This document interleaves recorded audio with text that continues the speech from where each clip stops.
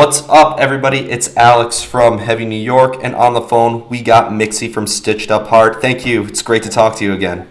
It's great to talk to you. Yeah. First and foremost, most important question. You and James, Merritt, and Randy are all okay out there in California and everything with everything going on? Yeah, we're actually keeping pretty busy, trying to set up little live sessions with people online and little like movie watching things and trying to keep things like moving even though we can't go see people, we can still connect through the internet. Yeah, that's amazing. Like, I know that a lot of bands are currently, suffering. I really feel like they took it square in the face with everything happening. Yeah, I mean, we just released a new album on the 13th of March, and then we had a tour that we were supposed to head out to on the 24th of March. Obviously, things changed in this last, week and a half, so everything got pushed, and now we're just trying to fill the time as positively as possible, writing more music and painting and getting kind of creative. And I'm actually fostering some bottle baby kittens right now as well. Aw. So it's keeping me sane. Yeah, I mean, you got to make a positive thing out of this situation. Awesome. I'm glad you're all okay and you're still keeping busy. Well, I think that's one thing that you should do in any situation in life is try to turn whatever that negative thing is, because negative stuff happens all the time. This one is pretty intense, but there's always something that happens in life, and you learn from those situations. So I'm kind of curious to see what the world learns from all of this. That's what we're all wondering. I think that's the biggest question, aside from when will this will all be over. But one thing I really enjoyed the Darkness record. Great record to celebrate Friday the 13th with.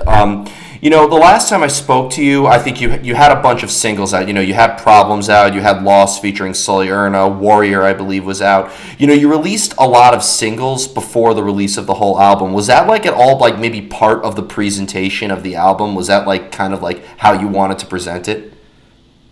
Yeah, I mean, things have changed so much in the way that people listen to music these days because of all the streaming sites. We tried to roll it out a little different than most rock bands do and just release, something every month. And I'm really happy with the way that the results that we had from it. I mean, we had over 2 million streams on Spotify alone, and just an album wasn't even out yet. So it was really cool that people were listening, and then, we release a song a month later and people go back and listen to the other song. So it kind of keeps you going and oh yeah, I forgot about that song. And so it brings people back, it keeps people engaged and gives something new to people every single month instead of giving everything you got at once and then you're stuck waiting for new music for a few years. Yeah. What I've noticed is, and this could just be me being, an avid listener, but I feel I could tell what's off the 2010 EP or Escape the Nightmare, Skeleton Key, Never Alone, in Darkness. So is it fair to say that maybe every album or EP that you put out is almost representative of who you are and the band was at that particular time? Oh, absolutely. I think we're inspired by whatever's happening with life at the time. So wherever we were in that moment, there's obviously a lot more screaming earlier on. Maybe there's something sentiment or subconscious going on there. But yeah, I think that what happens around us is what we end up writing about, Mm-hmm. Do you almost look for inspiration, or does inspiration just come out of nowhere sometimes?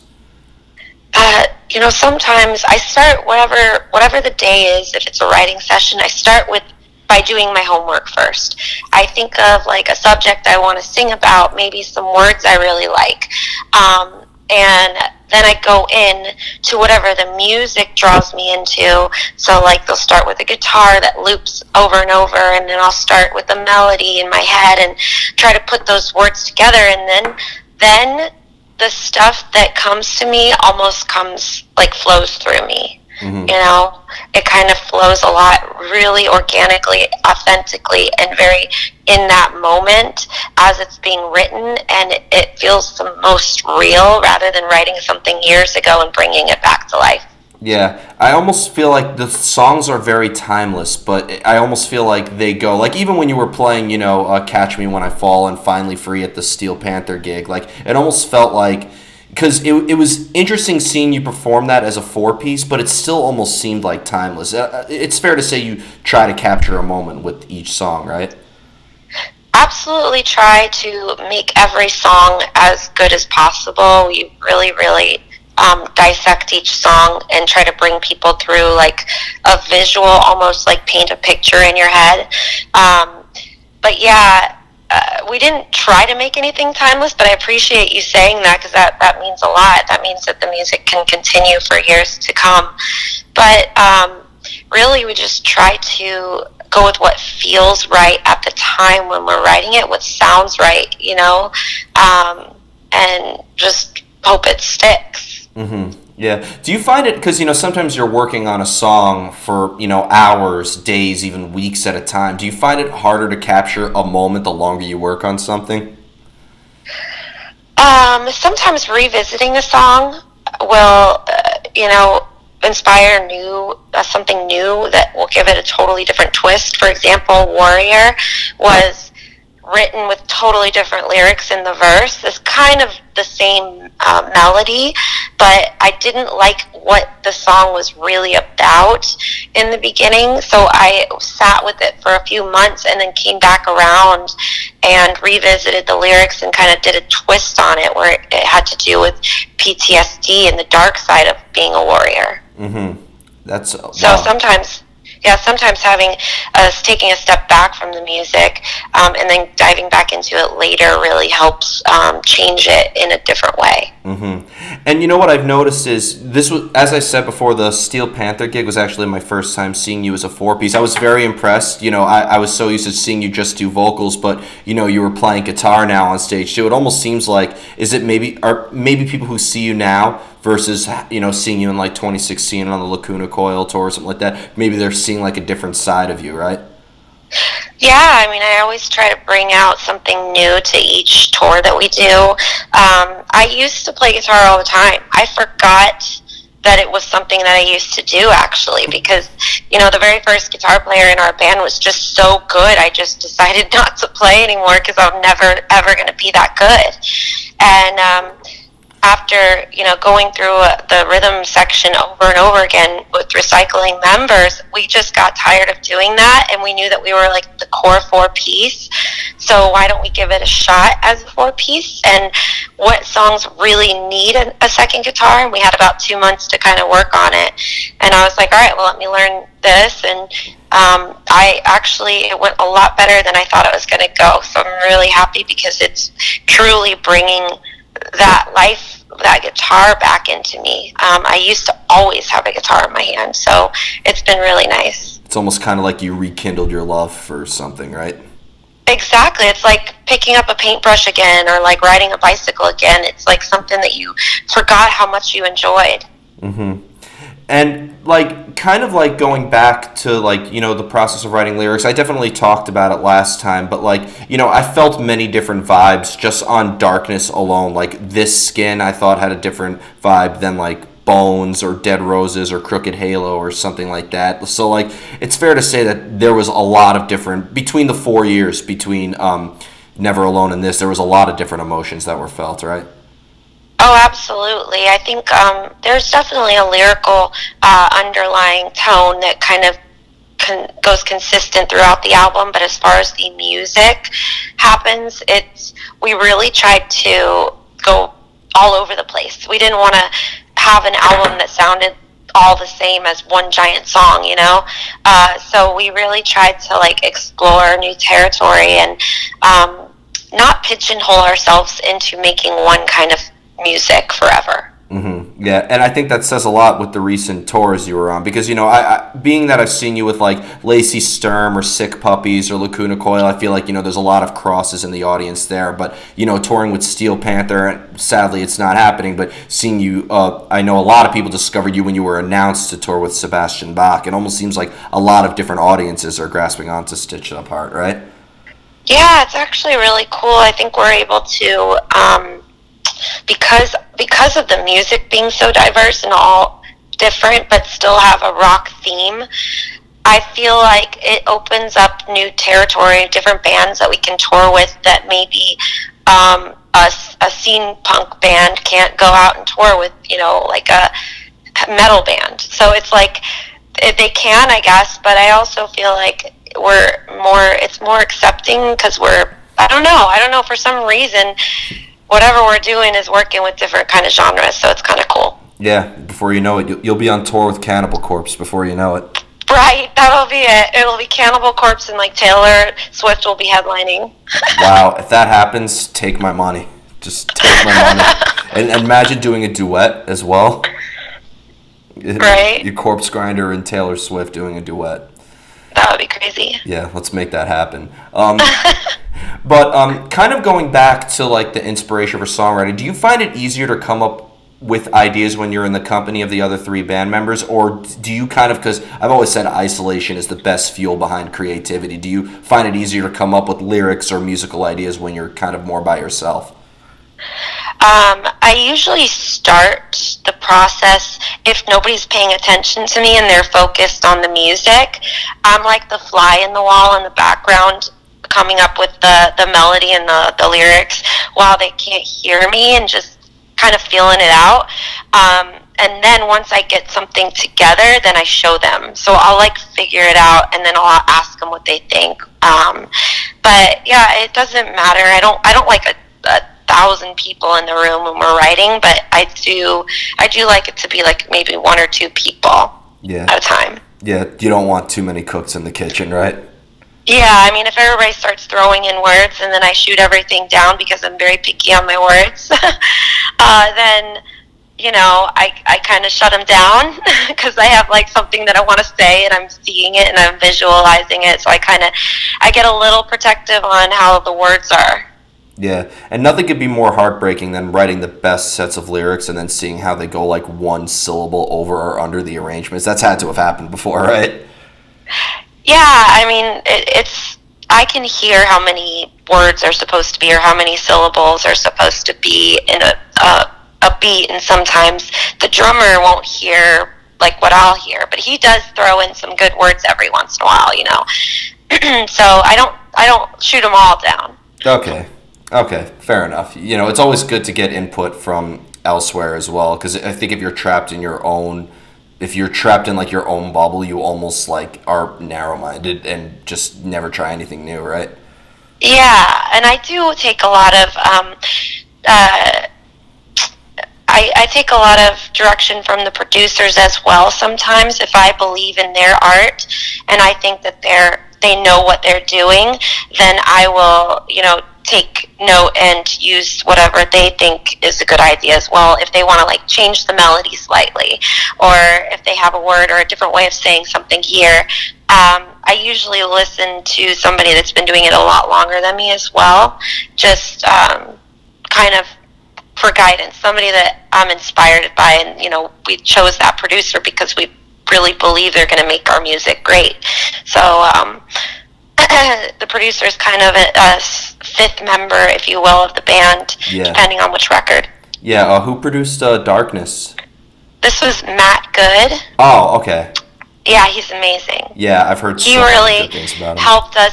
He really helped us bring something new with this album and make it a lot more modern, and he was a huge part in this. Yeah, you answered my next question I was going to ask, because does a producer sometimes have to adjust what they would do in order to fit maybe the style of the band, or do you just completely let him bring in his own creative freedom? I think it depends on what the artist likes, but with us, we search for a producer that's on the same level mentally, that wants that has the same goal, and that hears the same thing. If you can pretty much tell almost within an hour if you're going to click with this person. Yeah. You can kind of get that vibe right away. I mean, I've been through so many writing sessions now that you can just know instantly. It might not be the hit song immediately, but you know when it feels right, and you know you can get something good out of it at some point.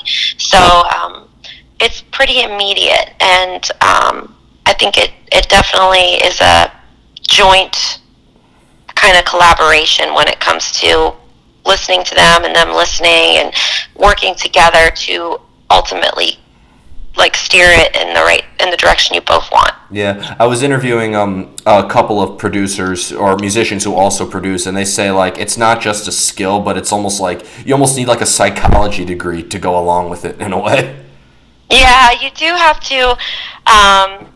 There's a bunch of like tormented artists all in one area, so you have to kind of like tell the artist that they're doing great, even if they're not, to encourage them to keep doing it and do better instead of telling them, hey, you really really can't nail that part. Yeah. Like, but no, there's an art to producing, and producers definitely have a lot of work cut out for them, and they're always very very talented. I would not be able to do it. It would drive me nuts. Yeah, Logan Mader from Once Human, I interviewed him, and he says, yeah, I'm also the producer / camp counselor. So Yeah. yeah. And the final question I wanted to ask you is, I might have brought it up last time, but I'm not too entirely sure. But you have some very dedicated fans who, with all the times I've seen you play, have just always gravitated towards your music and has identified with you and what you and Merritt and everybody was able to do. So like when you see on how your music connects with people, whether it's on an emotional level or some sort, does that change on how you look at yourself as an artist in a way? Well, I think that if people are connecting with music the way that it like liberates me and frees me from the average day life, like if they can connect with our music that way, it's probably the biggest compliment that you could ever give any of us, because we care so much about really really digging deep and connecting with people and trying to somehow move them and somehow pull some emotions out, and if they feel that way, we feel just as strongly back, if not more. Definitely. And I think that works both ways. It almost seems like, with all the times I've seen you, it almost seems like the crowd feeds off the band and the band feeds off the crowd. It's not like one is greater than the other or something like that. Absolutely. I mean, we 100%. There was 2 New York shows when we played there the last time, and the first show was completely dead, so we thought that we were just horrible. I mean, we were like, we must really suck.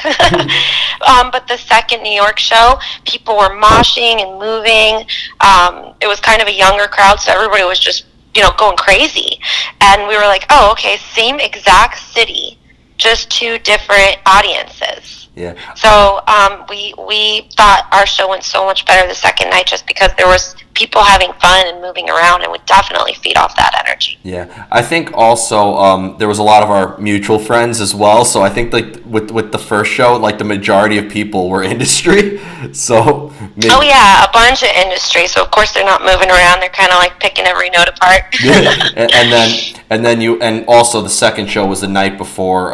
I think it was the night before Thanksgiving. I think, right, or 2 nights before. Yeah, 2 nights before Thanksgiving, because we ended up going to my mom's in Indiana for Thanksgiving the next day. But yeah, Yes. it was. That's what I thought. I think it was just an older crowd, industry, all the smart people that bought their tickets way in advance and didn't like roll over to the second show that ended up being sold out as well. Yeah. And it's usually the younger kids that are just like living on the edge that want to just wait till the last minute to do stuff. So Yeah. maybe that's why it was a different energy. Yeah, but I was at both, and I thought both were excellent. So Thank you. I would have been in the pit, but I saw I had the best seat at the Gramercy Theater that first night, and I wasn't giving that up.